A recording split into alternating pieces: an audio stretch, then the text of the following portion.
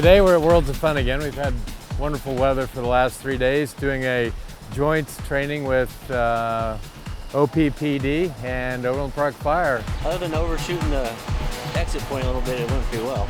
Training at Worlds of Fun is one of the biggest assets that we have, and it's the most realistic conditions that we're going to have in swiftwater rescue within Indian Creek and Tomahawk Creek and some other tributaries around the county.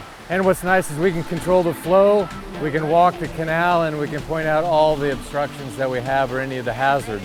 And we do a very good job of marking them. There we go. The foundation of some of the coursework in these last 3 days is we've got 3 new members to our team. Roger Peshek with OPFD has been instrumental in instructing them to get a certificate from an agency, and they've had to do basic skill sets these last 3 days in the AM session of the coursework, and we've incorporated the veteran PD and OPFD in those skill sets that they had to do. Plus, they've brought to our attention new techniques with some boogie boards, and we're trying to do some cross-training between the different agencies so we're all on the same page. And we do work really smooth with each other. A go rescue, what are some different ways that we can do a go rescue? The afternoon has been more scenario based. The scenario at the end of the day was an individual on the roof of a car. From that point they had to gain some solid information for the individual in the car, which they found out that 3 adults and a child had come out of the car and floated downstream. Command, which they had established, started a walking wedge to rescue the victim on the car while they sent a recon team downrange.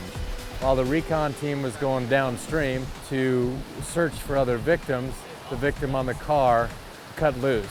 So they had now a victim in the water for a go rescue. So they had to scramble at the last second, connect a rescuer to a blowout cord and dive in afterwards at a split-second notice to get the floater.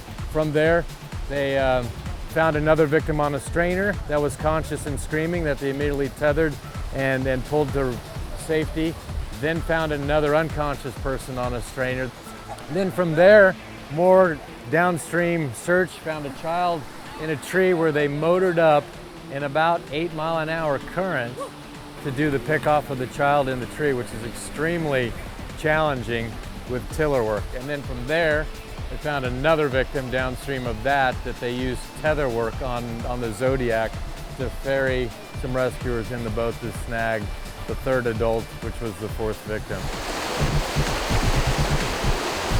Very proud of these guys. They just did a fabulous job in pulling it off in the time that they did and the speed and the safety that they put in place. Pretty spectacular. We need this place to train, and it really gives everybody on the team a solid respect for swiftwater rescue. We don't take anything for granted. Even our training ground here that we have control of is extremely dangerous. It's much more logistically challenging in the real world, but here it's just really controlled for us to get a baseline set of skills and respect for what we need to do.